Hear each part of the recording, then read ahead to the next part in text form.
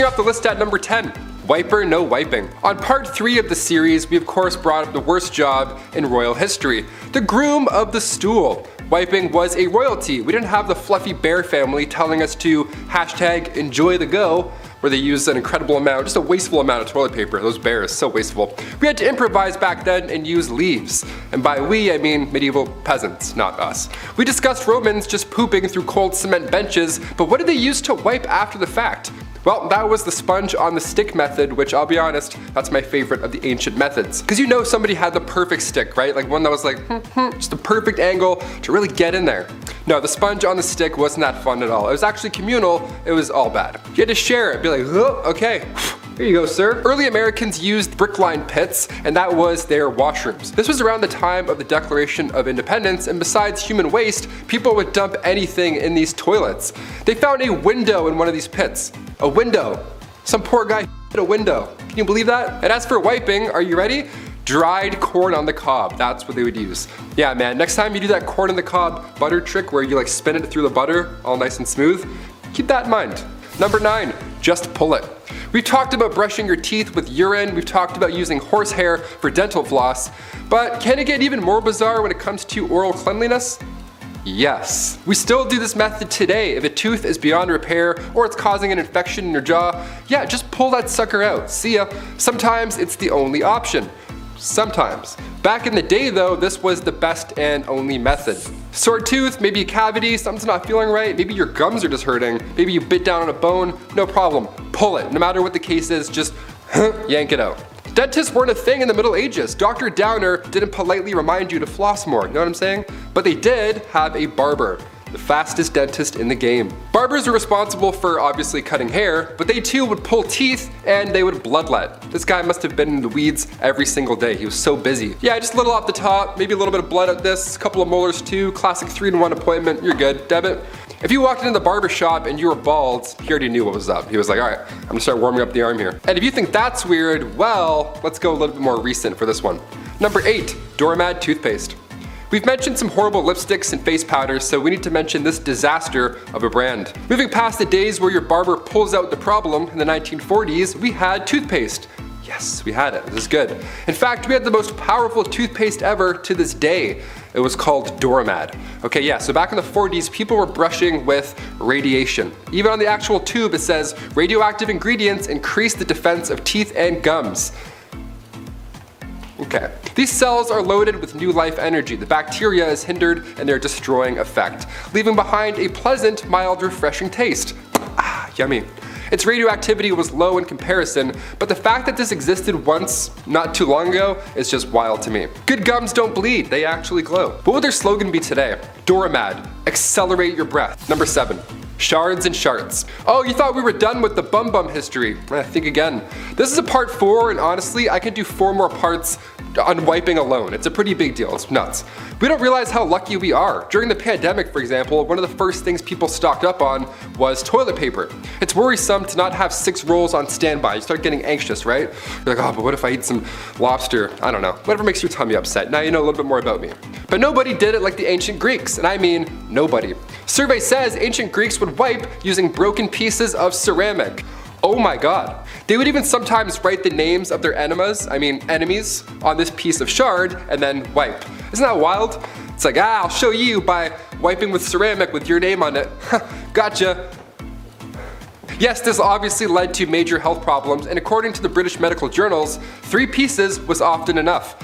3 is still a good number today. That's a comfortable fold, but ceramic, no, there's no way. No way. It was the better alternative, believe it or not. The other was actually sharp seashells. Number 6, deodorant. Before the Old Spice guy was even born, what did people do to smell good? What? Deodorant was first introduced to the public back in the late 1800s. It was called Mum. It was a cream that used zinc oxide and it was stored in metal cold containers. Nothing like Speed Stick at all, not even close to being discreet. You can't put this stuff on the bus. They're gonna be, what's that guy doing with that jar of goop? Ancient Egyptians used ostrich eggs when it came to ancient deodorant. They made perfumes and were amongst the first to try any type of deodorant. So, thank you. Thank you. Hence the ostrich egg factor. Mixing a little fat, tamarisk, tortoise shells, nuts, and then bam, you're ready for the day. Another method was a little more yummy than ostrich eggs and nuts. Egyptians would also use porridge balls. Flavored porridge rolled up and then safely secured in your little apple pitter fritters right there. Just don't wave at anybody or else you'll... There you go. Number 5. Shampoo. When my hair grew longer over the pandemic, I had a huge wake-up call. I had no idea what I was doing. I only used the guy's shampoo, you know, like the classic 4-in-1 shampoos. That wasn't working anymore. I needed some curl cream. I needed shampoo and conditioner, separate things. It takes time to figure out what works with your flow, but the ancient Romans, they didn't have Head and Shoulders. They would just dip their hair in cold water at a public bathhouse, also very public, and then rub and scrape oils away. Lime wire was also used to wash your hair back then, but that was horrible. It's just as useful as lime wire. Sometimes Europeans wouldn't even use water at all. They would just rub their head with bran before bed and then brush it out with a comb in the morning. Yeah, bran. I used dog shampoo once by accident. Honestly guys, I'm not gonna lie. There's something they're not telling us. It was too nice. Number 4, Aqua tafana. Not to be confused with Aquafina, which is also pretty horrible. Aqua tafana was hot in the 17th century. This was a straight up poison that was marketed as a cosmetic. This was during the late 1600s and it was first used by 2 women, Francesca Lasarda and Teofania di Amato. They used this cosmetic, this makeup, so that when their husbands kissed them on the cheek, they would then be poisoned. It's named after its creator, a lady named Tefania, who was caught and executed for her crimes, but her recipe carried on through who we believe was her daughter, Julia Tefana. She took this deadly recipe all the way to Rome and then kept manufacturing it. Inside this cursed cosmetic was arsenic, lead, and perhaps belladonna. It was colorless, tasteless, and one of the deadliest. This cosmetic took over 600 lives. Brutal. Number 3, baldness. So what if you're going bald but you don't have a massive 16th century stupid wig? Then what do? Well, back in those days, if your hair started to thin out or you were losing patches, you would need a mix of chicken droppings. Yeah, chicken mixed with potassium. Okay. This ancient advice comes from a man named Peter Levens. He wrote this method down in 1654 as an alternative to lice-infected wigs. Both sound absolutely horrible. Honestly, I think I'd rather the lice-infected wig. At least then you can just take it off. Number 2, sailor's delight. Life on the sea was all but a sea breeze. And even today, you know how hard it is to take a shit on a boat? Whale watching's fun and games until your stomach decides it's had enough of the sea and wants to go home. While it's a rockin' and rollin' way of using the loo, how did sailors do it back in the day, before anything helpful? Was it easier being far away from the general public? Was it helpful that water was all around the place? Honestly, not really. That's when a tow rag comes into play. Yeah, anytime the word rag is used, you're not in for a good time. Near the head of the ship where the toilet was, this little indent or whatever the toilet, it wasn't a toilet, it was a hole. There was a single rope with a rag, and when it wasn't being used, or shared rather, the rag would be tossed over the side of the ship so it would just dangle in the water and wash away all day, which is fine, I think. I'm not really sure. The sharing is caring thing, I'm not on board for, pun intended. Do you fold, do you scrunch, or do you use barnacle rope? How do you do it, guys? Comment down below. Number 1, Q-tips. I love Q-tips a lot. I do 2 at the same time, and then I flip them, and then I do it again. Yeah, I get them twice. The first one for cleanliness, and the second one because it's for me, because I feel like it. Sue me. My eyes roll right back. It's the best. If COVID tests were done through your ear, I'd be getting tested twice a day just for fun.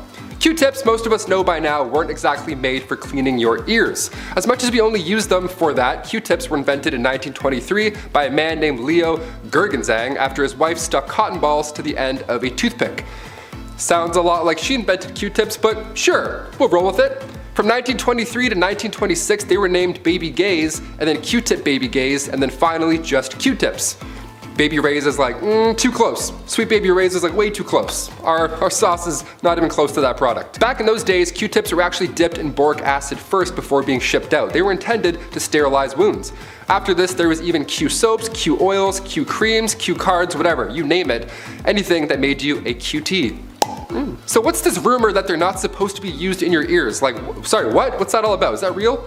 Well, in 2008, otologist Dennis Fitzgerald brought forward concerns about Q-tips and how they're really pushing earwax further into your ear canal, leading to possible infections. When Chesborough Ponds bought the company in 1962, they added the warning on the box. A warning we all gladly will still ignore, like I said at the beginning.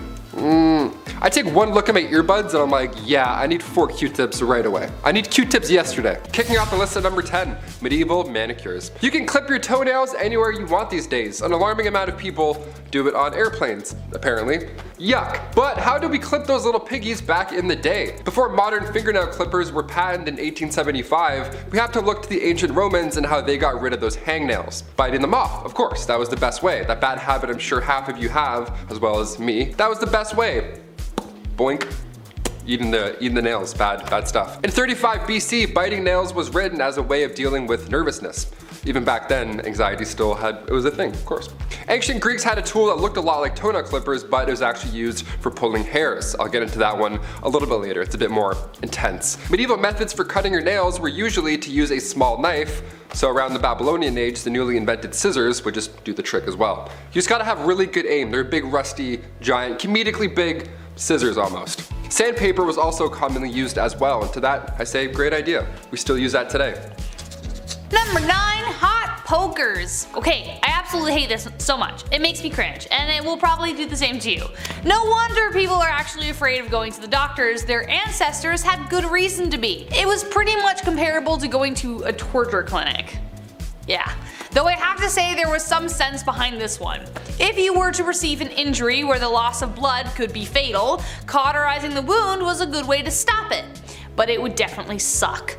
They would heat up a hot poker and apply it directly to the wound without the luxury of any painkillers. Obviously, this would be extremely painful. Would I rather bleed out? Or have this done? I honestly don't know. However, it would probably result in infection if not treated properly, especially considering that they didn't wash their damn hands, as we found out in the previous video. But they wouldn't just use hot pokers for blood wounds, they would also use them to burn off hemorrhoids and STDs and, I don't know, hopes and dreams. It was a bad time. Number 8, clamshell hair removal. Whew, here we go. Nowadays you can laser off any unwanted hair. Waxing as well, sounds like an absolute nightmare, but compared to how it used to be done, it's still our best method today. Looking back to around 100,000 years ago, long before Gillette had their 9-blade razors with cooling gels and all that good shit, we had to use seashells. Literal seashells. And when I say seashells, I don't mean they would glide across the skin and, Sweeney Todd themselves. No, they would use 2 shells and then put them together as tweezers and pluck the hairs out one by one. Seashells. Can you hear that? It's the sound of our ancestors plucking their eyebrows. They're still screaming. Sharpened clamshells were used later in the 19th century, and we realized if they're flat enough, we can swipe them off. So they were sharpening shells. Eventually they got to the gliding technique. Saves time, but still it was horrible. And if that sounds bad, 30,000 years ago we used flint blades to shave. Yeah, just remember, when you nick yourself, it can always be better. Number 7, mouse skins. It honestly seems like we really can't get our eyebrows right. In the early 2000s, they were plucked within an inch of their life. Today we have brow pencils, waxing, soap brows, which I really don't understand. Back in Elizabethan times, they were plucked entirely off of the face to make foreheads look bigger. And now there's this trend. Eventually, bountiful eyebrows came back into fashion, and for those women who weren't blessed with such brows, resorted to mouse traps. That's right, in order to get that luscious furry frame above their eyes, they would catch mice, skin them, and apply them to their eyes. Yay! In the 17th and 18th century, more specifically, women of nobility were known for shaving off their eyebrows entirely and stick on the mouse skin. It was better if the mice had really dark fur because the popular look of the time was pale skin and black eyebrows. Gee, I wonder where Snow White came from. But even more hilariously, they would place their brows higher than normal so they walked around looking surprised all the time. Imagine one of them receiving the worst news possible while simultaneously looking like they just won the lottery. Also, the glue wasn't very good, so they would fall off at leisure. Your mom died. Oh no, like what the heck? Number 6, horsehair dental floss. Yeehaw! Okay, despite how annoying dentists can be sometimes, flossing is vital when it comes to mouth cleanliness. But using horses' hairs to do so, that just sounds counterproductive, no? Early human remains were studied and it showed these grooves in between their teeth. So they would sharpen these little sticks on both sides or use horsehair to get those hard to reach places. Even back then, way in ancient times. If it wasn't horsehair, it was thin, long twigs. Honestly, I'd rather use the twigs. At least that has like a scent of some sort. I don't know, like mint, minto green, something like that. Horse back? No. It really wasn't until 1815 until a New Orleans dentist named Levi Spear started to use silk thread to floss in between the teeth instead of hair. Thank you, Levi. As fun as horsehair flossing sounds, I'm gonna stick to the spearmint. Spearmint. Levi Spear. Wait a minute. Number 5. Crocodile done the deed. Again, I'm saying this again. Who had the gall? Who had the damn audacity to look at a steaming pile of digested animal excrement and go, you know, that will work for insert problem here. Once again, I put the question, how the heck did we survive? And nevertheless, we are here once again to bring to you yet another animal poop cure-all, and this time it was for contraception. Yes, in ancient Egypt, women would use crocodile dung as a contraceptive. Yay! Now, crocodiles were worshipped and sacred to the ancient Egyptians, so that could be one reason why they thought it would help. They would mix it with sour milk, to make it a pasty kind of poop dough with a hope that would create an acidic barrier to sperm. Kind of like a dungy version of a diaphragm or a cap used today, but covered in spermicide. We had to start somewhere, but I honestly can't think of a better way to kill the mood. Hold on, honey. Gotta shove some poop out there. Number 4. Sulfur for freckles. Ooh, this next one gets me hot. This next one hits too close to home. Sorry, frecklers. I love my freckles. Every summer they pop harder and harder. Better, faster, and stronger. I love them. But back in the day, there were some pretty insane methods to get rid of them. I know, get rid of them. How could you, right? How dare you? Having freckles in ancient Roman days meant you couldn't participate in your favorite magical rituals.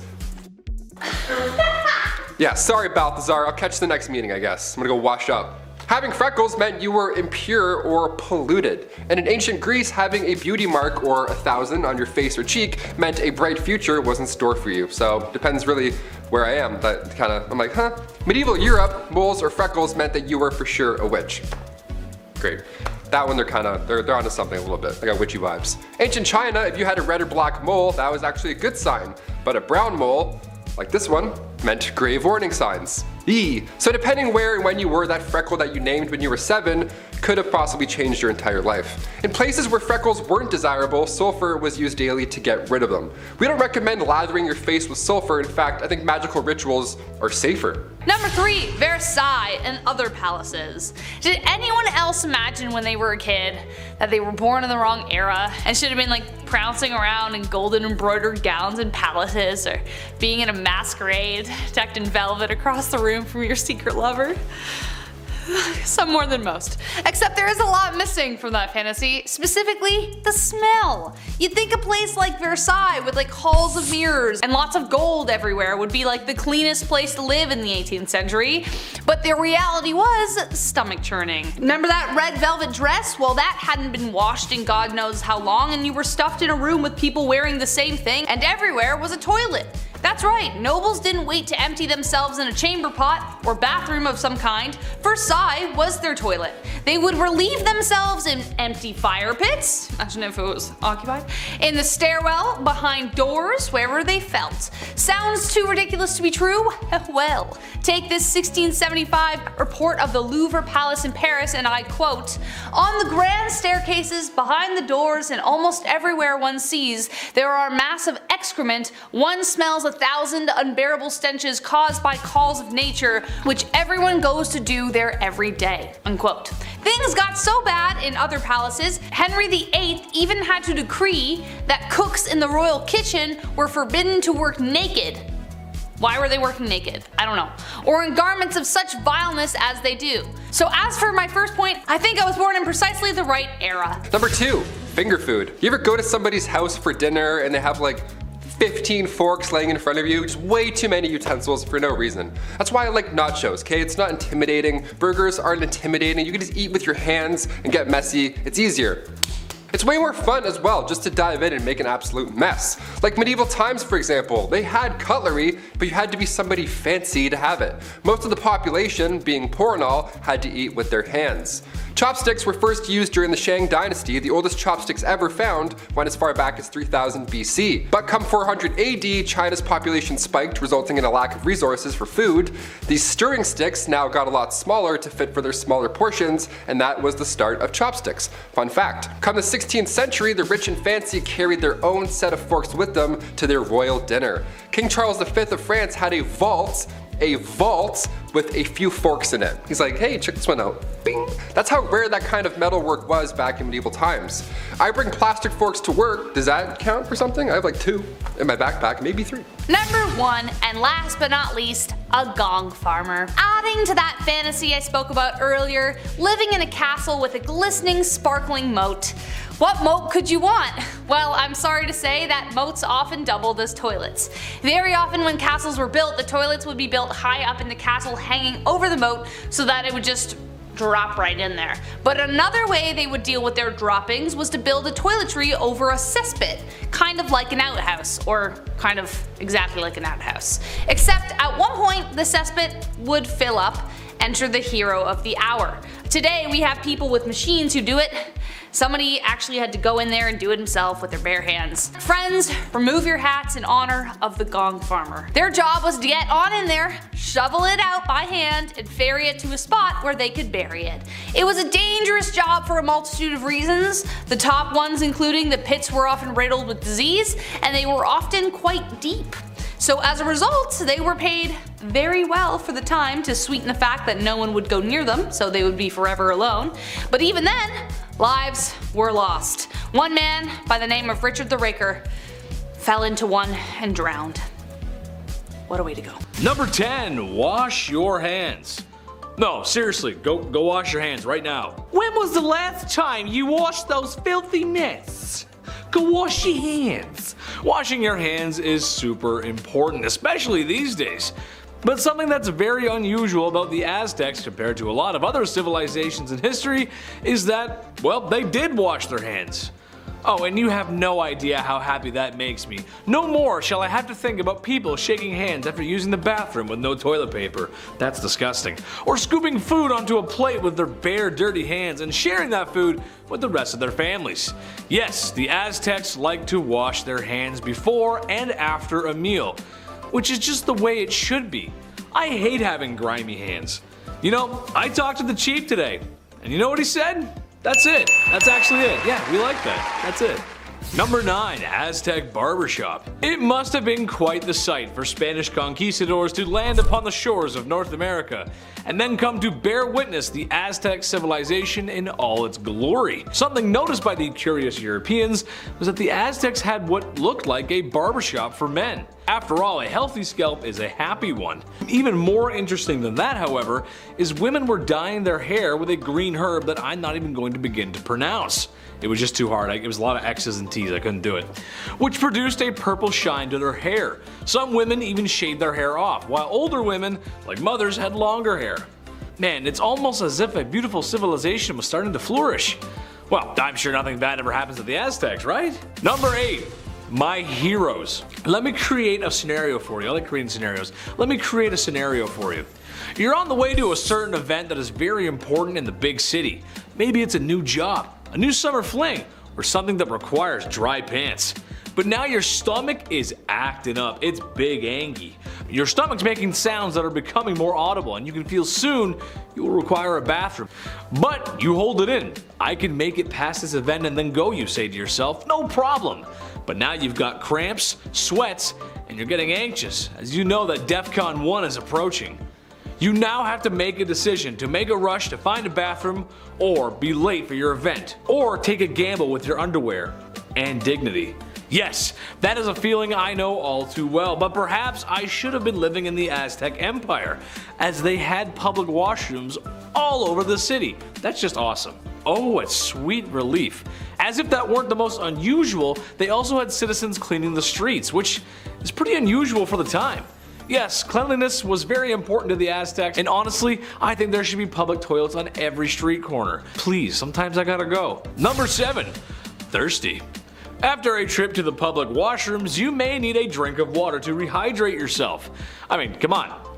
I know I could use some hydration after that. Sometimes it gets really sweaty in there. Well, it's a good thing that the Aztec cities had canals, and not just the kind of canals a small Italian gentleman drives a boat through on Valentine's Day, but canals that handled both transportation and irrigation.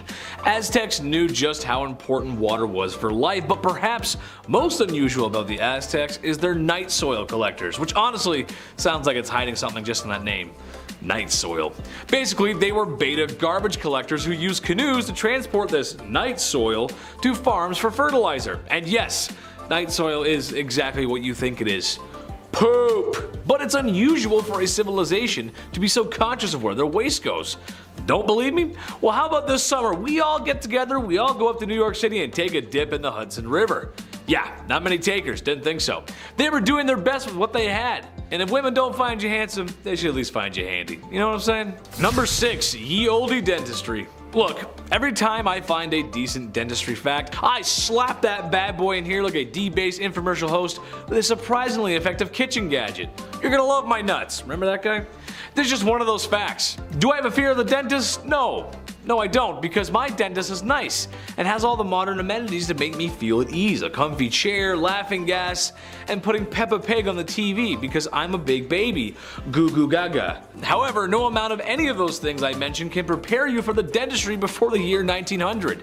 It was crude to say the least, but hygiene is hygiene, and you gotta keep that mouth fresh and clean. Tooth infections were fixed with rubbing charcoal in the affected area, and if that wasn't enough, a super safe mixture of snake venom and vinegar was used. What? Okay. Who was the first guy that discovered snake venom had such healing properties? Probably the same weirdo who first milked a cow, if I had to guess.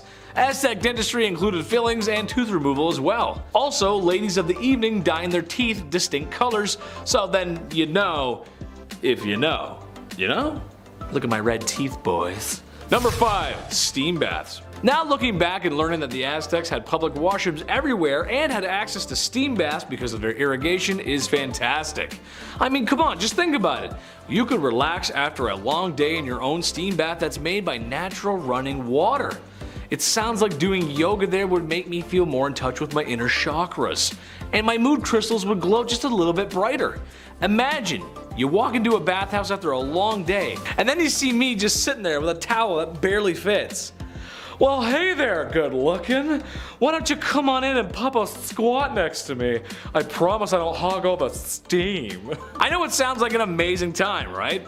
The more we talk about the Aztecs, the more they sound like a perfect society. I wonder what happened to them.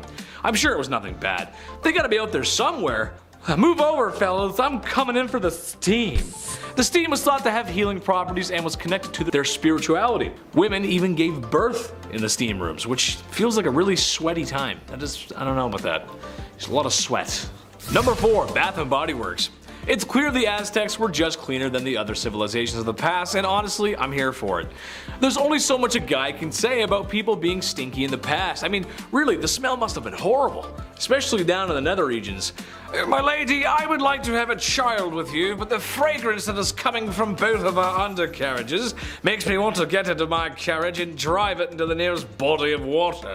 Yes. Aztecs were making soap like it was their day job, using various herbs and plants to create much nicer smells and perfumes. However, during the rainy months, Aztecs wouldn't wash or wash their clothes in penance. But I guess 1 month isn't so bad. Strangely enough, women wouldn't wash their faces when men went off to war.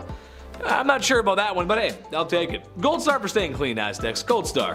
Number 3, Bath and Body Works Part 2. Okay, another scenario. You're in the 6th grade. You're sitting at a desk and listening to Mrs. Smith, and she's going over what today's art assignment is. As you begin to reach for your favorite shade of red crayon, an odor hits your nose. It's unlike anything you've ever smelled before. And it's coming from your armpit. Puberty-induced body odor. Not to worry, your buddy has a can of the finest spray deodorant there is. He hands you a black can that says Axe. You are now one of them, and you start showing up to school dances with a seafoam pink button-up shirt with the collar popped, and a Justin Bieber haircut with the hat on backwards. Yeah, that's right. All while drenched in a can of Axe's finest. Shark tooth necklace shows every girl in the room that you're a tough guy. God, those guys are the worst. Okay, no, the Aztecs didn't go that far, but they were aware of the horrors of the classroom BO and recommended a special bath prepared with lovely smelling aromas, which makes sense. Good smells go in, bad smells from your bum, they go out. However, there's two ingredients that make me question things. Apparently, no odor-killing bath is complete without a fresh bone from a dog and a human. I'm just gonna leave that with you and think about how you'd feel with two bones floating in your bath. That's disgusting. Apparently they had to be fresh too, that's gross. Number 2, the Aztec Classic. I'm glad the Aztecs had better hygiene because for once I don't get super queasy talking about the things people did. However, it wouldn't be a video about Aztecs if I didn't talk about their favorite pastime. Sacrifice. And honey, if they were giving out gold medals for it, the Aztecs would be record breakers. Sure, they weren't the only civilization to sacrifice people, but they did it with such theatrics. It would make my old theater teacher very proud. But unlike most civilizations, the Aztecs did this all the time. Whenever the calendar called for one, it was time for one. And if they ran out of people, they would go grocery shopping for more. Or actually just go to war and take people, which is not good. Just know that when a chief or a religious leader cuts the heart out of a man whilst alive for the entire city to see, he most likely had a clean cloth and water to wash his hands, making modern surgeons proud everywhere. Number 1. The European bug. It's safe to say that Aztecs, while not as clean as people today, they were striving for better hygiene, more than any other civilization at the time, really. However, no amount of hand washing, sacrificing, or putting herbs in your bath can prepare them for the Spanish. Not just the swords and the guns and invading and such, no, I mean the sickness that Europeans brought with them. It's a plot similar to War of the Worlds, except the invaders brought all the nasties with them. No matter what the Aztecs did, it wasn't going to stop the waves of lovely things the Europeans brought over. Armpits are clean, but now they got black lungs. There's too many diseases to even name, there's a lot. And coming in at number 10, baths. From bath bombs to jacuzzis, when did people exactly start warming up that cold river water to sit in for some R&R? Well, apparently the Romans were the first to think about warming her up. I don't really know if they had it in mind that warm water works better and faster to clean and rid of microparticles and had more of a mentality, but one way or another they did it. Were they really ahead of their time though? The first bathhouses have been discovered in Rome approximately being built somewhere in the 2nd century BC, the first of its kind, from a river of cold water to the abundance of over 500 steaming prominent bathhouses. You could pamper yourself head to toe for a small price, small enough so that even the poorest could bathe. That's a lot of small business owners. Hottest water in town, step right up, step right up. The Romans came up with an idea to build a spa house thing which could be flooded and heated by the floor beneath it. With a giant fireplace inside the spa, it was lit by hand and blown through the vents under the floor. Damn, they were smart, huh? Hot and steamy and good for the body. And clean. Well, cleaner. The bathhouse was a technology of its own, and it seemed like humanity was headed in the right direction. No, they were not. Number 9. Wiping. Do as the Romans did. It's thought that these people thought of literally everything before us. Oh yeah? How about pogo sticks? Think of that? Huh? Pogo-initis? No, you didn't. Look that up, did they? Over the years I've had some pretty jobs, but nothing as as this one. Literally. Sire, would you like fronteth to backeth or backeth to fronteth today, sire? That's right, there was a job for that. People had to have had started wiping at some point, right? But who exactly and when? The groom of the stool, chief gentlewoman of the privy chamber. Call it whatever you like, we know what they did. So what exactly did they wipe with? Well, usually hay, sticks, fur, or even seashells. Every single one of those sounds itchy and terrible. I know what Charmin can do sometimes, and I can't imagine what a piece of oak could have done back then. Was there splinter taker-outers as well? I can't help but feel, although how painful and stinky it was, I'm sure there was at least one shared laugh, a little quality time spent with some royalty to say the least. Although this career is speculated, both King Charles I and King James I had them, so unless they decided they wanted to do that after them, someone must have continued doing it. I hope for a pretty penny at least. Those waste management dudes have pretty good benefits. Filing your taxes looking for a job description? Yes, here it is, wiper. Number 8, urine. Okay, is this just gonna be disgusting the entire time? Well, the answer is yes. History's pretty disgusting. Okay, this one is weird because right when we think we figured it all out, something jarring happens, like a jar of piss, and all the health benefits it had throughout history. I'm sorry, what? Well, at least they thought it did. In ancient Rome, not only was this liquid gold sold for, well, gold, it was often traded as a prominent good, sold for its multitude of healing purposes. You see, people have been using urine for thousands of years. That's right, this destructive, toxic bodily fluid could be repurposed, salvaged into many different topicals and treatments. From hair loss to your daily skincare routine, it was not only great for staining and softening leather made for shoes and clothes, it was a natural teeth whitener and antiseptic. That's right, from ancient Rome to as late as the 20th century, people have been tinkering and tailoring with their pee. Egyptians did it, Greeks did it. Urine is the body's natural antiseptic and was soon turning septic. Like the science behind this alone is what your buddy tells you, you know what I mean? Oh, rolled ankle? Yeah, just piss on it. Got ghosts? Just pee on it. The ailment for all your needs. Disgusting. Number 7, teeth. Invented in 1488 by Sir Robert Tooth. Okay, I'm joking. No. Teeth were never officially invented, but what we did for them and how we cared for them had people scratching their heads for the last millennia. We've all had a toothache at some point in our lives, so they must have had them back then. In fact, oral hygiene was utterly disgusting. I didn't brush my teeth after my coffee and I can already feel it. Ew. People's teeth were so bad throughout history that dentists were actually training and teaching each other what to do about the huge toothworm problem. That's right. Imagine worms growing inside your teeth. Well, due to the swelling and pressure, people thought there were actual bugs or evil spirits living within their sore tooth, serving them extreme pain. Nope, just an infection. You need a root canal. Oh, and actual worms and bugs living in the tooth. Yeah, you see this gray area right here? That's a ladybug, right? It's medieval England and things were pretty medieval. Right down to the surgery, and if you had an impacted wisdom tooth, well, that wasn't covered. England, 400 AD. People started this new trend of oral hygiene cleaning, but it wasn't spin brushes and floss, no. More like mint and vinegar and prayer. Just kind of swoosh it all around in your mouth and wipe your teeth with your shirt and call it another year. If you were lucky enough to rinse your mouth out at the time, then you could have saved yourself a visit to the medieval dentist chair. Well, actually just a slab of rock you sit up against and have a friend who's good at ripping. And there you go, buddy. Hey, wake up. The infection alone from the dirty tools going into your mouth is making me itchy. I feel like my breath stinks more now after I've read this topic. Anybody have any gum? Number 6, toilet paper. Finally, something we recognize. Invented originally in China in 851 from the Tang Dynasty, these soft fabric sheets were designed for, well, you know what it was designed for, but yes, mostly the emperor's bathroom breaks and soon caught on for the Commonwealth as well. The higher the class, the softer and more luxurious the material. From leather to silk, butts were seeing a kinder, gentler side of hygiene.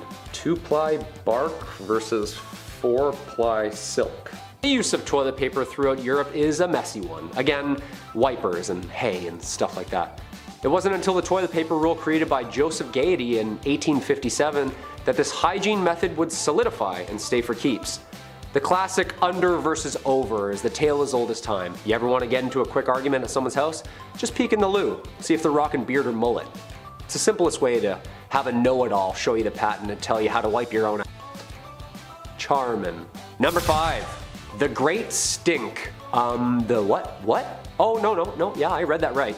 The Great Stink of 1858 was an event in central London in the summer, during which the hot weather exaggerated and amplified the smell of untreated human waste and gunk that had washed up on both in and on the banks of the River Thames. The problem had been growing for years with an out-of-date technology and overflowing sewage system that emptied directly into the river. The stank was thought to have been the root cause of a number of contagious diseases and 3 outbreaks of cholera before it was agreed upon that a small problem was emerging. You think? Long story short, all the garbage, human waste, bloated bodies were all just washing up around the same time. Hey, I caught one! No, that's an arm. Okay. And just cooking in all that sun all day? I know what August feels like, and I've smelt my garage on garbage day, and I can't imagine the smell already in central London at that time. And for people to have complained so much that it was even stinkier, that's absolutely rotten. Number 4, nosegays. I was just thinking, where are all these inventions and blueprints on how to stop the smell? If you can knit metal into a crop top, you can cover your mouth and nose, can't you? Well, close enough. Nosegays were invented. Basically just big nose plugs one would wear day to day to drown out the smell of absolute filth.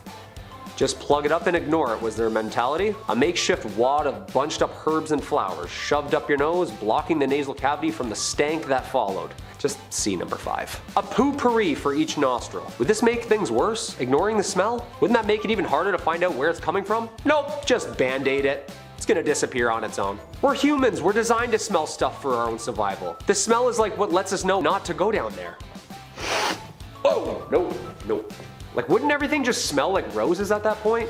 These people were trying to avoid the stinky streets because that actually meant that's where the infection and disease was actually hanging out. The blind leading the blind. Number 3, flushing. Okay, we're making some ground here. We got toilet paper, we got something for the smell. So now where do we put it? Well, plumbing and flushing wasn't connected to each house like it is today. See, the Greeks and Romans had it down to a science. They built drainage systems and learned from the ancient Mesopotamian people how to exactly deal with the problem of waste.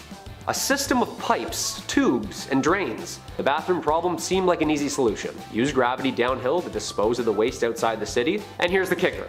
It can even be reused and repurposed at the end as an irrigation system, further nurturing the farming of crops. No, that's good. No, he's right. And then it disappears and literally goes downhill again. After the Roman Empire had fallen, this European dark sanitation era had begun, and hygiene sort of just slipped away. People weren't really concerned with things like disease and plague, and instead leaned into real science like witchcraft or burning cats for fun. You know, important stuff. It wasn't until about the mid-1850s where people revisited this age-old problem and recreated and did exactly the same thing science we already knew. Things were unnecessarily stinky for way too long. It wasn't until the British colonies started tinkering in Boston around the 1700s that proper piping and toiletry transport was eventually built and catalogued. Thus was born the first sanitation system, again. And we still see it today, thank God. Number 2, disinfectants. How did people exactly know if something was clean or not? They couldn't have just seen the particles back then. Let's hear a chamber pot. Smells clean. People were plugging their noses so they couldn't even smell anything. They couldn't smell if it was clean or not. There certainly wasn't a demand for a fresh lemon scent that we're all used to. This was the birth of some basic antiseptic. Chemists were mixing and matching chemicals, and a new form of cleaning agent was introduced in the 1890s by German chemist science Gustav Rupenstrauch in hopes to rid the country of the overflowing cholera epidemic and seize the spread of germs and the disease. By mixing benzalkonium and hydrogen peroxide, you were left with a chemical compound that would destroy and clean infections on medical patients. Light bulb. Thus leaning towards the direction of an all-purpose surface cleaner, killing bacteria and ridding the area of harmful toxins. And drumroll please, Lysol was created. That's right, the same Lysol we use today. This was a push in the right way for humanity. An easy to use liquid cleaner that would aid disinfecting everything in its way. I've seen the bottle and the Wemyss labels. Must have been even stronger back then too. Hope no one spilled it on themselves in testing. Ooh, ouch, that is a class 1 chemical burn. You're just gonna wanna pee on that for 12 to 13 days. And number 1, soap. Finally, the end of all our ailments. Soap. The answer. Well, not really. See, it's been around since the Romans, because they literally did everything before us, and stop bragging, we get it. Made out of animal fats, ash, and mostly lye, these makeshift balls of soap were invented years ago. And then forgotten, and then invented again, and then forgotten again. Cleanliness was loose, remember, and it was almost uncool to believe in science, and it wasn't really until the mass production of this chemical detergent that it really stuck. Soap was predominantly sold, produced, and commercialized in the late 1800s. By this time, scientists were fiddling around with things like Lysol and more chemical compounds, sparking its way to the study of germs. A vital step towards large-scale soap production, and it actually started in 1791, when a French chemist Nicolas Leblanc patented a system for making soda ash from salt, at which point added with animal fat, and there you have it. The slippery bar we're all used to today. The discovery made soap making one of America's fastest growing industries in 1850, and it seemed from then on in it was only up. It's crazy to think that someone at this time, even after soap was invented, were still spit-shining surgical instruments to be clean. That's great. Number 10, spitting. 2 words, chewing tobacco. I am not the only one, I know it, who made this face while watching Western movies and some grimy guy just like spits into a bucket like pooh, some like brownie green slime. In saloons in the old Wild West, spitting became so common that it had to be outlawed at one point. Men would spit tobacco onto the floor with spittoons and cuspidors lined the bar. Most of the time, They missed. The job of cleaning them often fell to junior shop assistants, which was a worse job than cleaning a fast food chain bathroom. They essentially became little cesspools of disease, and people got really worried eventually because, no duh, they're spitting all their stuff everywhere. Following the devastating flu epidemic of 1918, plus the constant fear of TB, anti-spitting campaigns were undertaken and it was outlawed. Number 9. Shine bright like a diamond. If somebody told you that your face was glowing back in the late 30s, that would be the highest of all compliments. You'd be like, oh my god, thank you. I am not a vampire, but thank you. Thoradia was a beauty product company that made radioactive creams, radioactive powders, radioactive lipsticks, anything to get your glam on, all for the price of radioactive products. It didn't end well. This is insane to me. They took pride in using thorium and radium lead to tone facial tissues and remove wrinkles and all that jazz. And the product was doing so well that it circulated in Italy, Portugal, Romania, Egypt, Belgium, and France. Worldwide. It wasn't until 1937 until the French government caught on to these little pesky side effects, some would call. So the radium would literally make your skin glow a bit. That was the pull. That was like the, no way, really? Debit. And alongside the glow, also you were having insane side effects that would ruin the rest of your life. Maybe that's Paul Rudd's secret. If his jaw starts to fall off, we'll know something's up perhaps. Number 8. The humors. Nope, this is not a joke. Though it sounds like it. Ever heard the phrase to be in good humor? Well, it goes back to this. I mean, probably. I actually don't know, but it sounds like the two are connected. The 4 humors were the basis of medical treatment in medieval times. The idea was introduced by Hippocrates all the way back in ancient Greece, which combined ancient science, naturalistic knowledge, and philosophy. The 4 humors were blood, yellow bile, black bile, and phlegm. They were organized to represent the 4 elements, the 4 qualities of cold, hot, moist, and dry, as well as the 4 seasons and planets. If something was wrong with you, then it was because one of the humors was out of whack. If you were depressed, something was wrong with your black bile, for instance. Do I know what black bile is? No, I don't want to ever know. Are you too hot? Well, bloodletting will be the solution for that. The factors controlling your humoral makeup involved sex, age, temperament, and many more. Bloodletting was the most popular way of balancing the humors, and it was assumed to have a relationship with most diseases, from smallpox to pseudoscientific hysteria. What, you horny? Let's bloodlet ya. Number 7. Public bathhouse. Okay, this next one we haven't really moved on that much. We still bathe together, we still do it in like water parks, we swim in pools of pee-pee and then go down slides and burn our back skin off. Ancient Roman, so good, you're like, why'd you have to ruin it? Ancient Roman bathhouses were the older, yuckier versions of these water parks. They also didn't have slides, so boo. They would literally spread intestinal parasites in these houses, pools, in these massive rooms with massive pools. The Romans were figuring out sewage systems at the same time, which I'll talk more about later, gladly, but they were also the first to create heated public baths. My above ground pool wasn't even heated, but the ancient Romans were. Now I'm upset. I'm gonna call my dad after this. The archaeology and anthropology department at Cambridge discovered that Romans brought lots of parasites to Europe. Fossilized feces show that these heated, relaxing, rejuvenating bathhouses nearby were all but. I don't mean to undermine the ancient Romans though, it's not what I'm doing, okay? To be fair, they also brought lice and fleas. Number 6. No hand washing.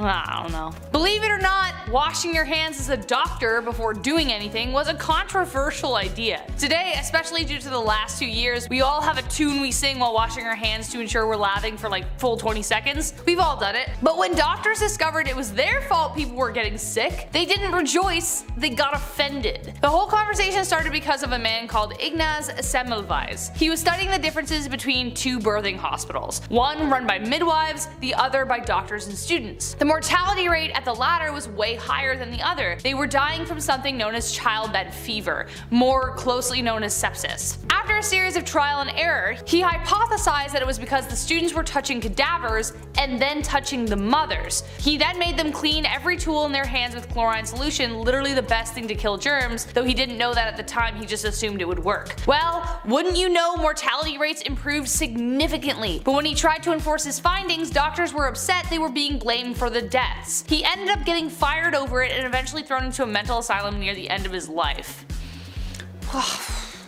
Considering what we know now, that's rough. Number 5. dark dental days. Dental health is important. We have the charcoal toothpaste trend that I myself even hopped onto recently. But why are we even doing it? Do we know? Other than it's on TikTok? Well, it helps remove stains, but aside from that, there's no hard evidence that this is the next best brushing method. We do it because it's popular. It feels like we're missing out on something. Well, Queen Elizabeth I apparently had a pretty strong desire for a Mars bar too, but back in the day, they didn't have TikTok. Brushing wasn't cool, nor was it perfected in any sense. The Queen's teeth became riddled with cavities. Her teeth straight up began to rot, and subsequently turned black. But seeing as she's the literal queen, people wanted to be just like her in any way. She started a short-lived trend where women blacken their teeth on purpose just so they would appear rich enough to afford sugar. That's wild. That's like me walking around in a neck brace being like, oh yeah, I crashed my Lamborghini. I totally have one of those. Number 4, arsenic. I think they were confusing this chemical with Accutane, which is a chemical we use today to treat acne, but for a while, arsenic wafers were used.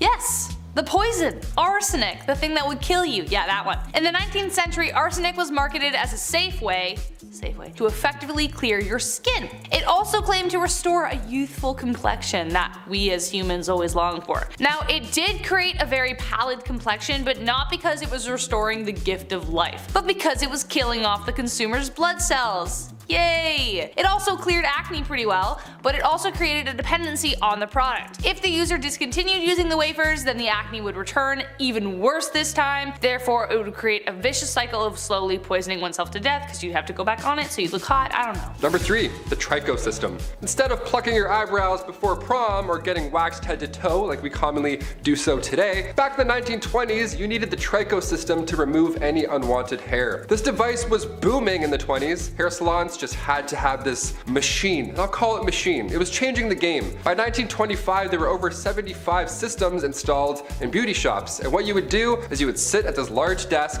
face a tiny small window, and for a few minutes, you would just be beautiful. Just 20 simple treatments of this radiation beaming off your face, and then bam, you're beautiful. What's the trick, you ask?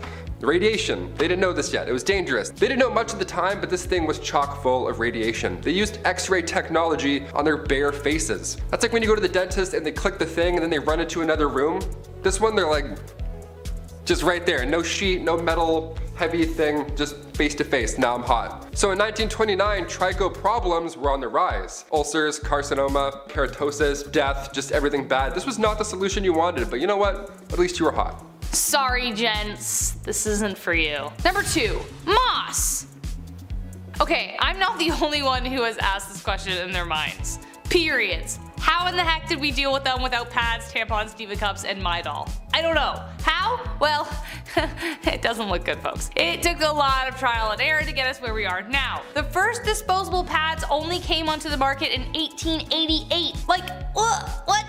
Even earlier prototypes of menstrual cups were made out of aluminum or hard rubber. But you may be surprised to learn that moss was a common resource. Yeah, the thing you see on rocks and trees. Cloth and cotton weren't enough, so they resorted to using moss to help absorb ant flow when she came by. It could have been grabbed from anywhere. Although we know that moss isn't the most hygienic of materials, as it could be grabbed from anywhere, as I just previously stated, a rock, a tree, who knows. Physicians believed it had antiseptic properties. They even used it on the battlefield to stem the flow of blood. Menstruation at the time was considered a sign of witchcraft, even though it happened every month. Poisonous and dangerous at the time. Okay, I know desperate times call for desperate measures, but like, they reused it. They didn't throw it out after. Ugh.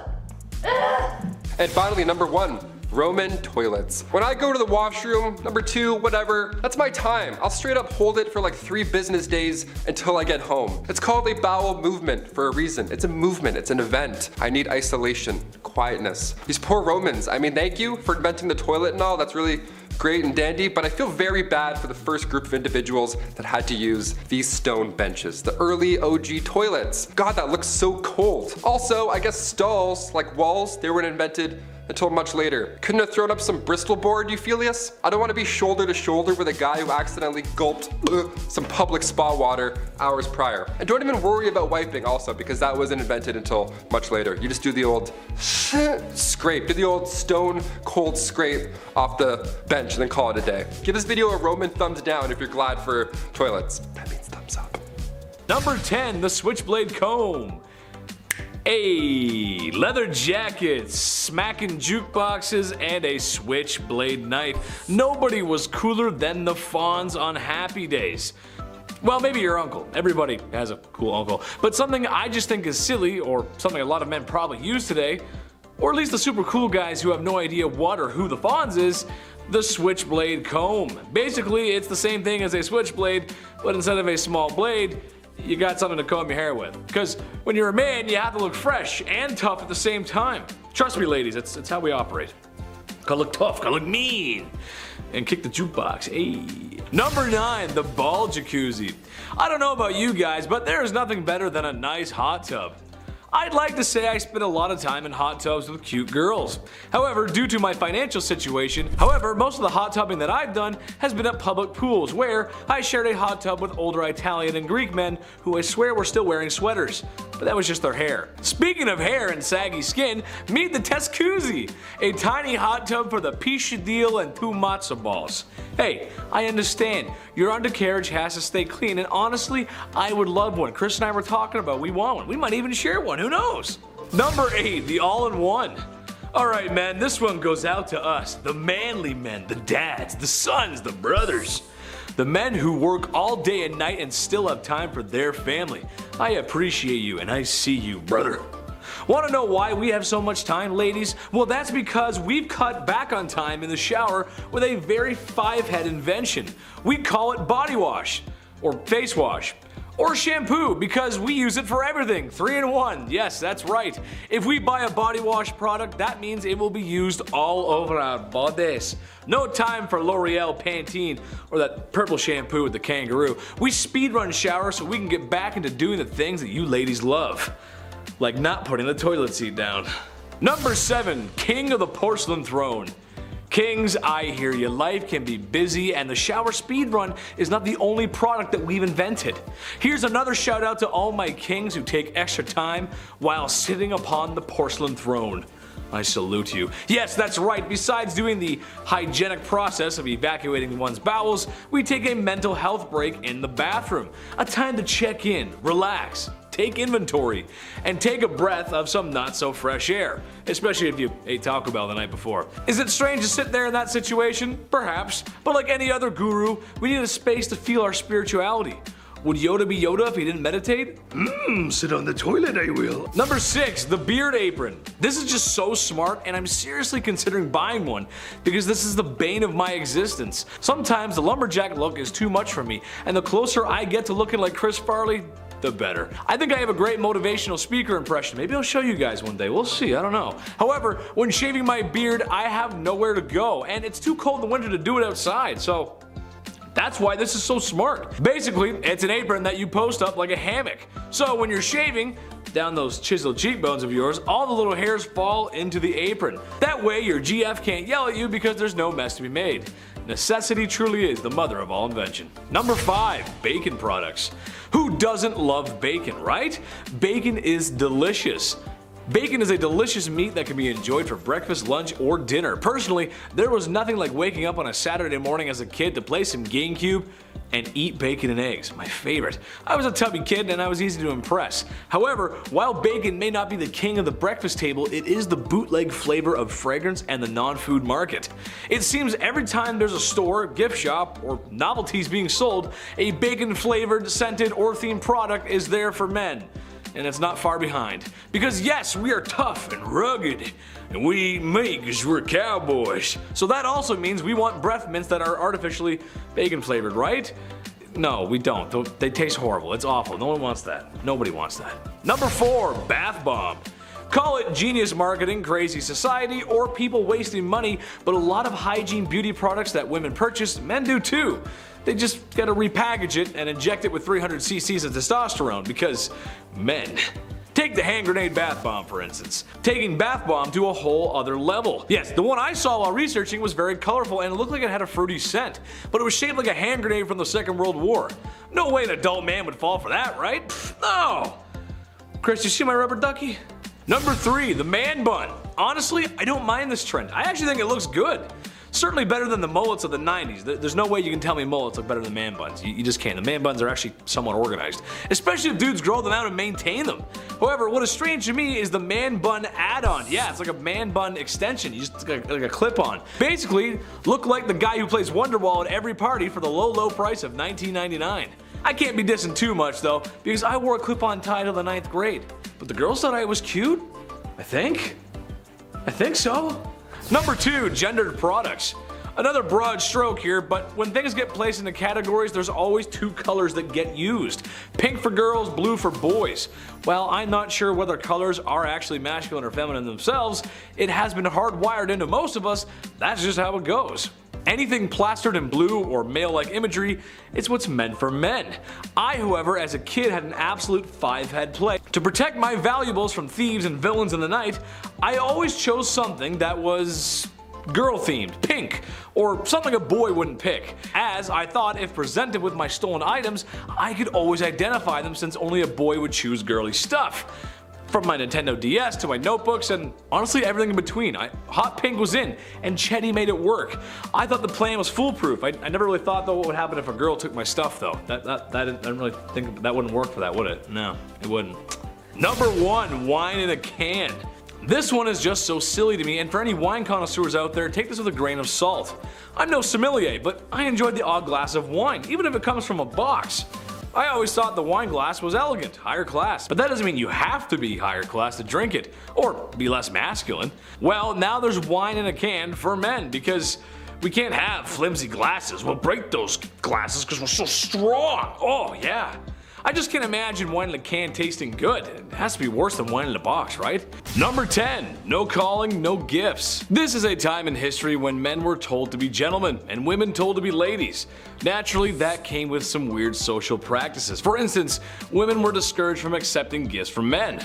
Personally, I like to give my girlfriend flowers and chocolate. I'm a classic guy, what can I say? Can't go wrong with that. However, even if a handsome silver-tongued devil such as myself were to give some flowers and the finest dark chocolate a 7-Eleven has to offer, and a most promising woman were to accept said gifts, she may not be able to call me back. Literally because well, the phone isn't exactly a thing yet, and also because that's something else women were just discouraged from doing. Call on a man? No way, Jose, even if he is super nice and waiting for a genuine response. One etiquette guidebook from 1882 called any woman who calls on a man ill-bred and positively improper to do so. I like when people give me flowers and chocolate. Maybe call me sometimes, I'm a little lonely. Number 9, act like a lady. How dare ladies do anything unladylike? Ugh, said every man ever in the Victorian era.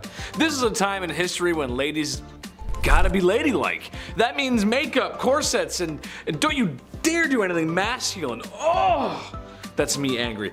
This is still a time when food isn't the greatest either, so imagine if you got an upset tummy at the dinner table. Happens to me a lot. You've got a handsome prince that your parents have arranged for you to marry. When you go to greet him, you do it with a simple gesture, as kneeling to curtsy could turn your linens a certain shade of embarrassment that 1800 stain cleaning technology could never wash away. You'd poop yourself. Where's Billy Mays when you need him, right? How dare a woman do such things as go number 2, or even worse, break wind? Oh, the nerve. That's just the way it went, folks. I don't make the rules. Number 8, charged with love. Naturally, this was the past, and not being open to homosexuality was just the way it was. Especially when tucking yourself into bed at night alone wasn't allowed either. Homosexuality just wasn't gonna happen. They just weren't gonna be approved of it. It's just how it goes. It sucks. However, it's almost as if there's been love on this earth since day one, and to stop that kind of love, it's just silly, man. Wherever I go, everyone is welcome on this channel, or my Twitch. Chetty loves everyone, because in reality, this is a time period where you could wind up in jail for that kind of love. And as Austin Powers would say, that's just not very groovy, baby, yeah. Strangely enough, homosexual relationships between women might have been completely overlooked, as they were sometimes mistaken for women being friends. Yeah, I know. Some women even lived together, but given that they probably needed each other for financial support, people just kind of thought that's how it went, and they ignored it. It's like they live together, and you start putting the pieces together, and it's like, you know, I don't know, something weird going on there. But love everybody, come on, be nice. Number 7, a good thing. If I'm talking about medieval times, there's a good chance I'm gonna bring up the super not cool, not fun, do not condone or support the behavior of marrying a woman at the age of 12. Yucky. In part 1, I mentioned that there was a ton of corners and streets being worked by the only other job besides street cleaners at 3 a.m. by women. However, after venereal disease was becoming a serious issue, it was getting pretty bad. It was becoming clear that a lot of people who were getting sick were young women, like 11 to 16 age group. Oof. Which I shouldn't have to tell you is bad. That's pretty bad, dude. When I was 16, I was rocking Black Ops 2, hanging out with my buddies, and partying hard in the summer. I got a lot of good stories, maybe I'll share them one day. Catching all that nasty stuff is no way to spend your youth, so thank God the government changed the age of consent to 16 years old, which I know is not a solution for everything that was going on, but it was a small step forward in the right direction. That's what we like, good history, moving forward. We like that, Chetty likes. Number 6, the seamstress. Being that the Industrial Revolution had started and business was booming, people needed to travel for business, or more specifically, men needed to travel for business, which means they gotta be away from their wives, and that means they're away from the very thing we're talking about today, bedroom stuff. How did men solve this issue? Well, there was no shortage of ladies roaming street corners to aid in that matter. However, there's an option with a little less syphilis. There were aids or early blow-up dolls called travel ladies. Strangely enough, it was stored in a gentleman's hat. What? That's so wrong. Once it was ready to be used, it was inflated and reassembled. This is a quote from an ad from one of the products. It is inflated to the essential part of the woman wanted by a man. That just doesn't sound very good. This is why we have boards of people to check stuff from products before it gets shipped out to the public. I feel like that just wouldn't fly very well today. Number 5. Big polluter. This just doesn't make any sense. It never did to me, and it still doesn't. But in case you didn't know, self-pleasure was a big no-no, commonly called self-pollution, which honestly is very funny to me. That's just hilarious. Don't self-pollute yourself, Chris. That's bad. Don't do that. That's naughty. It was a sin and thought to be a cause for many ailments. I'm sure you've heard the classic saying that for guys, if you decided to go bump in the night by yourself, there's a good chance you'd need a walking stick because it would make you go blind. Women were also targeted, however, as for any pearl polishing by women was thought to be hysteric and needed to be treated for such. Look, the truth is, any man who wants to wax his carrot or woman tuning a one-dial radio should be able to do so without judgment of society or medical remedies of snake oil doctors. Love yourself, love everybody else, and just as long as the bedroom door's closed, you're good. Just don't do it in public, you're good. Number 4, shake and bake. I'm something of a scientist myself, but that doesn't mean I know everything, and if you actually need to learn something about health and safety, take it from a professional, not a second-rate John Candy. However, when coming across this fact, I just had to share it, because with my medical knowledge, this just doesn't sound right. Alright, so kids, we know how they're made. I don't need to go into detail for that. However, there was this idea back in the Victorian days that if a woman danced shortly after doing what mommy and daddies do, then there was a chance that her pregnancy just wouldn't happen. Or perhaps more commonly after riding a horse. Same idea. Okay. Which is frankly horse. I mean, come on. My mom always told me when she was baking that I had to be quiet and stop running around the house or the cake she was baking wouldn't rise. Well, they always did. I love chocolate cake. I mean, really, I do. I'm starting to wonder if there's a connection here. I was a rowdy kid. Number 3, the Kensington system. Poor Queen Victoria. I know this is kind of a stretch, but it relates back to the whole mistreating women thing. But basically, it was something implemented in order to control the young royal, make her dependent on her mother, whom she was not allowed to be without. Basically, modern day strict parents. Now, all the kids watching right now, or all the kids who've grown up, how well did that parenting work? Let us know in the comments. I'm willing to bet it created a little bit of a divide between parent and child. Am I right? That's exactly what happened with Queen Victoria. Shouldn't be surprised, really. Being a parent is tough. I get that, but squeeze too hard and the sand falls through the cracks of your hand. Victoria wasn't even allowed an hour to herself, and I don't care who you are, no matter how charismatic or bubbly, everybody needs some alone time. Number 2, a healthy breakfast. Okay, not Victorian London, but this is just too funny not to mention, and it's around the same time period, very close. As the great minds of the time thought, self-pollution was a big no-no, and the reason for these urges was often related to food. Some thought eating meat would make you down bad, so a man named John Harvey Kellogg, you might have heard of him, aimed to cure the sickness of self-love. What if a man had a delicious, nutritious meal to eat, especially at the start of his day? Cornflakes by Kellogg's, the very same cereal that's probably sitting on top of your fridge, yeah, was partially originally designed to stop you from feeling those carnal urges. Now, not sure if that works. I mean, go ahead and tell me how you feel after eating a bowl of that. I had one this morning. I feel fine. I don't feel any different at all. I mean, well, not really feeling the same about Pam Anderson anymore though.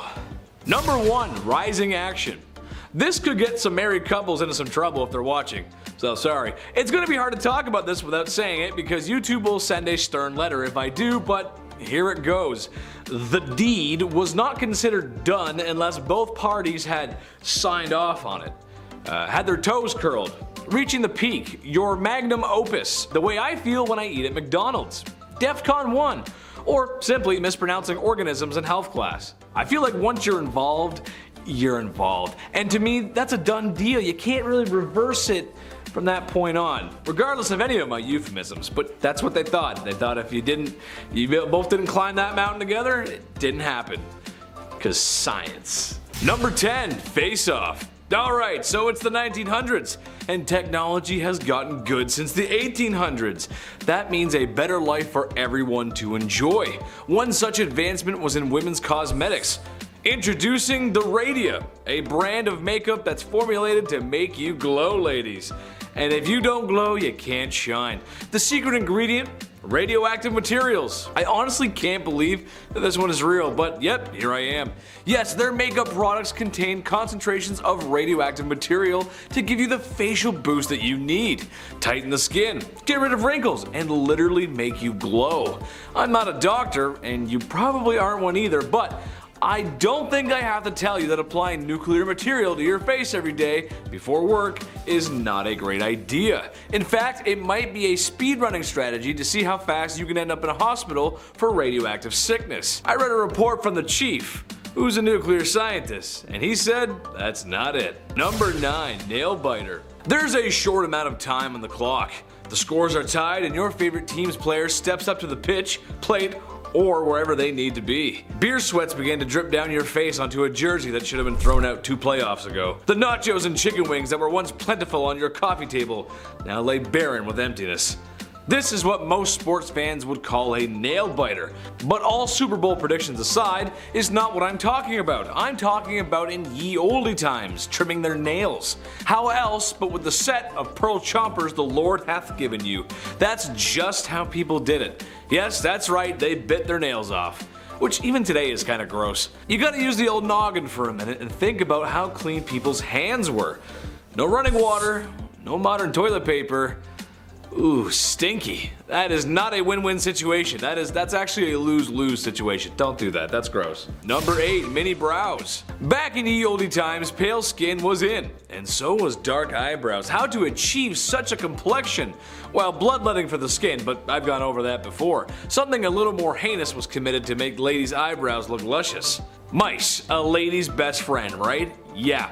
Besides some French rouge and ivory teeth, a common beauty practice was to have mouse furs as eyebrows. This is just wrong on so many levels. Mice are just gross as it is on a regular basis without them being on your face. But my question is, was there like a mouse hunter, or was there a mouse farm? Or was the buddy just scooping up mice out of the gutters and skinning them and then, here you go, your highness, here's some fresh mice skins. Ooh, yuck, man, no. Number 7, pucker up. Hey, on this channel we've talked about some crazy stuff in history, and a lot of crazy stuff unfortunately had a lot to do with women being hugely mistreated in the past. However, some women acted against this.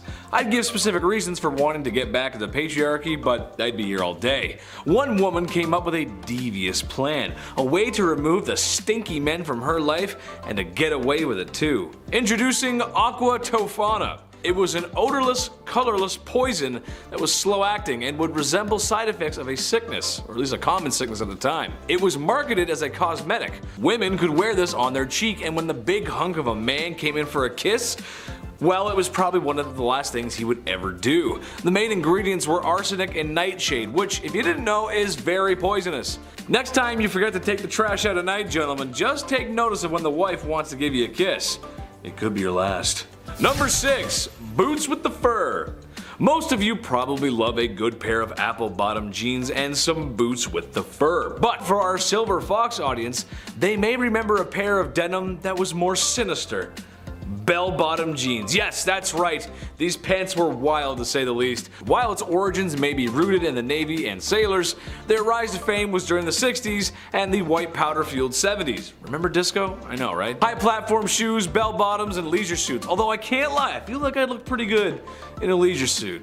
Just saying, I don't know. This is just one of those beauty trends that we thought looked good, but in reality looked really strange. I'm sure that'll never happen again though. Not like the trends and fads that we have today will ever go out of style. We'll all be looking back and laughing at the silly things we wore, right? Oh man, I gotta clean up my closet. Are we still gonna be doing Fortnite dances then? I don't know, we'll see. Number 5, a whole lot of man. Well folks, I haven't done much traveling in my time, but it looks like I know where I'm headed next. To the body tribes of Ethiopia, where, ladies and gentlemen, it's men of my proportions that are most attractive. The men of the Bodhi tribe participate in beauty pageants of sorts where the winner is declared a hero and every girl in the village wants to be with the rotund hero. The men isolate themselves away for months at a time with no physical activity. Honestly, for a World of Warcraft player, isn't that hard? Where the men consume a diet that's high in fat to, well, make them fat. What's on the menu? I'm so glad you asked. Well, since the Bodhi tribe has such a great grasp on agriculture, the men drink cow's milk mixed with blood. Yeah, I'm not sure about that one. After enough consuming of the milkshake from hell, the men's stomachs get fat, and the gawking commences. I'm more than just a cut of meat, ladies. You can't just treat me that way. Number 4, Shark Girls. Alright, when I was researching this one, I could barely even look at the footage. I was literally cringing in my chair. And this is coming from a guy who likes the Star Wars prequels. Yeah, I know. There's certain women of tribes around the world who have teeth like jaws that are considered beautiful. And I mean the shark, not the James Bond villain. The process of sharpening teeth is quite well, interesting to say the least, as it's performed by dentists, and I would hardly call them dentists, as they use rocks and chisels to acquire this acquired look. Did I mention there's no anesthesia for this cosmetic surgery? All jokes aside, this is just a lot, and I actually get lightheaded just thinking about it. We gotta move on to the next point before I lose my lunch, or I pass out. Number 3, the George Costanza. Today, every girl wants those long, luscious locks.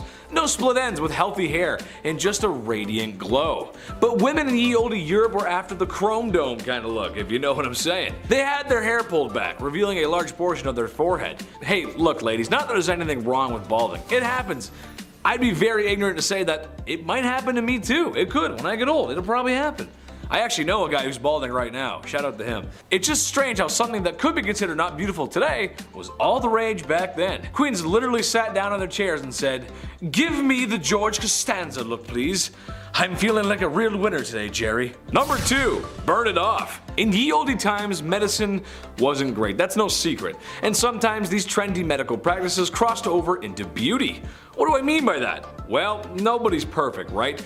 We've all got bumps, bruises, blemishes, zits, pimples, scars, moles, spots, freckles, skin tags, eye bags, boils, bunions, warts, dark spots, and some emotional damage that a therapist or a bottle of vodka could not fix. However, when people in the olde times needed to remove any of the list I just mentioned, besides the internal suffering that is chronic depression and anxiety, they use hot pokers. No, that's not medicine, but rather the same kind of hot poker that you put in a fire. They were used to burn whatever it was that, well, needed to be burned off. Yes, burned off. While still a medical practice, imagine how beautiful you would feel after your least favorite spot got burned off in excruciating pain and probably causing an infection. Are you ready? Here it comes. I'm gonna do it twice in this list, but I'll let you guys finish it. Are you ready? I spoke to the chief and he said, "It's not it." There you go. Ah, you said it. Let's go. Number 1, glowing teeth. Teeth are important, and this is a reminder that you should go to the dentist. Stop putting it off, seriously. Healthy mouth is gorgeous for everyone. So that's why you'd want to use Duramad, a radioactive toothpaste. A what? Yes, a radioactive toothpaste. Coming full circle with the radiation today. This stuff was what it said on the box. And this one literally did say it on the box. It was radioactive toothpaste. Like that was something to brag about or something. I don't need to tell you why that's wrong or unhealthy. You may as well just sit in a room and leave an x-ray machine on all day at that rate. Only Minty Fresh toothpaste for me, please.